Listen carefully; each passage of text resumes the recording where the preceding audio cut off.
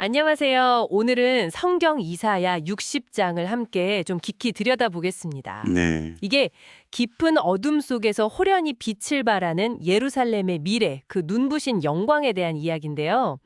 일어나라, 빛을 발하라. 이는 네 빛이 이르렀고 여호와의 영광이 네 위에 임하였음이니라. 이 강력한 외침으로 시작합니다. 네, 그렇죠. 온 땅이 캄캄한 어둠에 덮일지라도 하나님의 영광이 임재하실 거라는 약속이죠. 맞습니다. 이 비전이 구체적으로 어떻게 펼쳐질지 좀 자세히 살펴보겠습니다. 네, 여기서 중요한 건 이게 단순한 어떤 물리적인 재건 이걸 넘어선다는 점이에요. 물리적인 것 이상이다. 그렇죠. 영적인 중심지로서의 부활, 그리고 뭐랄까 하나님의 영광 자체가 빛이 되어서 온 세상이 그 빛으로 나올 것을 그리고 있습니다. 온 세상이요. 네, 일종의 영적 구심점의 탄생을 예고하는 거죠. 흥미롭네요. 특히 그 흩어졌던 자녀들이 돌아오고 또 이방 민족들의 부와 재물이 막 강물처럼 밀려온다는 묘사가 있잖아요. 네, 5절에 나오죠. 그게 참 인상적이에요. 막 낙타떼가 땅을 덮고 금과 유향을 실어와서 여호와를 찬양하는 모습. 네, 6절 말씀이죠. 정말 장관이죠. 그렇죠. 이게 뭘 의미할까요? 그냥 부자가 된다 이런 건가요? 바로 그 지점의 핵심인데요. 물질적인 풍요 그 자체가 목적이 아니라는 거죠.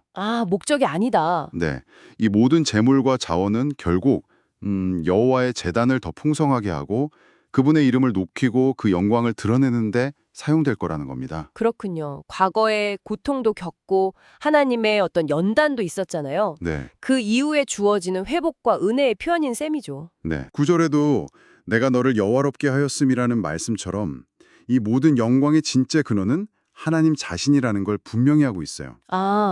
물질이 영적인 목적을 위해 쓰일 때 진짜 가치가 있다는 거네요. 맞습니다. 그런 통찰을 주는 거죠. 이야기를 계속 따라가 보니까 더 파격적인 전환도 있더라고요. 네, 어떤 부분이셨어요? 과거에 예루살렘을 괴롭혔던 그 이방 민족들 있잖아요. 네네. 그 사람들이 오히려 성벽 재건을 돕고 그 지도자들이 섬기게 된다는 거예요. 10절에. 맞아요. 심지어는 심지어 핍박했던 자들의 후손이 와서 발 앞에 엎드려서 거기를 여호와의 성읍, 시온이라고 부르게 된다는 거. 네, 14절이죠. 정말 놀라운 반전이죠. 아니, 버림받고 미움받던 존재였는데 어떻게 이렇게 영광의 중심이 될 수 있을까요? 이게 그냥 상황이 좋아졌다.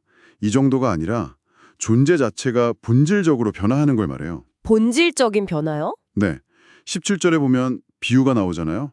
흔한 노쇠 대신 금을 쓰고 철 대신 은을 쓰는 것처럼요. 재료 자체가 바뀌는 거네요. 그렇죠. 사회 전체의 구성 물질 자체가 더 귀하고 가치 있는 것으로 완전히 바뀐다는 의미예요. 그 결과로 화평과 공의가 그 사회를 다스리는 기본 원리가 되고요. 다스리는 원리까지. 네. 그래서 폭력이나 파괴 대신 구원이 성벽이 되고 찬송, 이 성문이 된다. 이런 표현까지 나오죠. 와, 구원이 성벽이고 찬송이 성문이라. 네. 이전과는 정말 질적으로 다른 완전히 새로운 공동체의 탄생을 말하는 겁니다. 그리고 그 정점에 이르면 이제 해와 달 같은 자연의 빛조차 더는 필요 없는 상태가 그려지죠. 맞습니다. 19절 말씀. 오직 여호와가 내게 영원한 빛이 되며 내 하나님이 내 영광이 되리니.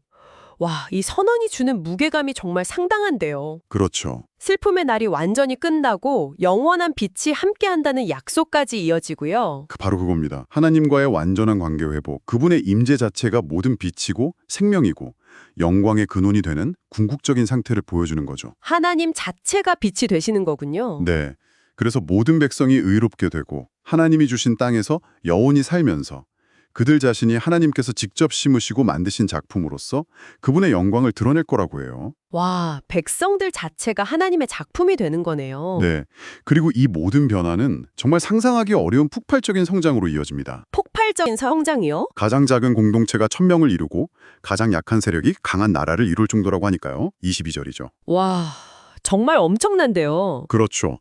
근데 이 모든 어찌 보면 비현실적인 약속이 때가 되면 나 여호와가 속히 이루리라 라는 하나님의 강력한 의지로 딱 마무리됩니다. 하나님의 때에 하나님의 능력으로. 네, 이건 인간의 힘이 아니라 하나님의 시간표와 능력으로 반드시 성취될 일이라는 걸 강조하는 거죠. 그렇군요. 결국 이사야 60장은 정말 절망적인 상황 속에서도 포기하지 말라는 거예요.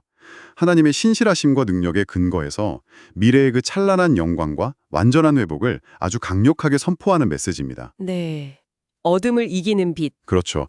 슬픔을 대체하는 영원한 기쁨, 그리고 무엇보다 변함없는 하나님의 임재에 대한 약속이죠. 오늘 이 이야기를 쭉 들으면서 내 슬픔의 날이 끝날 것이라는 이 약속이 지금 여러분에게는 어떤 의미로 다가오는지 한번 생각해 보시면 어떨까 싶어요. 네, 좋은 질문이네요. 그리고 해와 달조차 무색하게 만드는 그 영원한 빛이신 하나님이 여러분 삶의 어떤 부분을 지금 비추고 있는지 잠시 묵상해 보는 시간을 가져보는 것도 좋겠습니다.